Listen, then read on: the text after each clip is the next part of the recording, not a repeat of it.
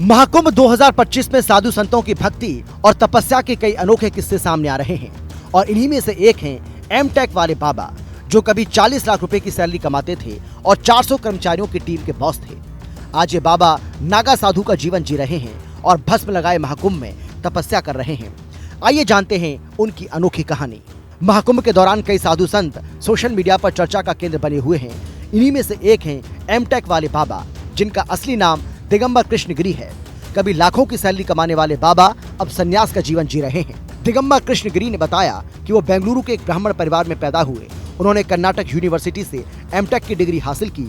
इसके बाद उन्होंने कई प्रतिष्ठित कंपनियों में काम किया। उनकी आखिरी नौकरी नई दिल्ली की एक निजी कंपनी में थी, जहां वो जनरल मैनेजर के पद पर थे और उनके अधीन 400 कर्मचारी काम करते थे।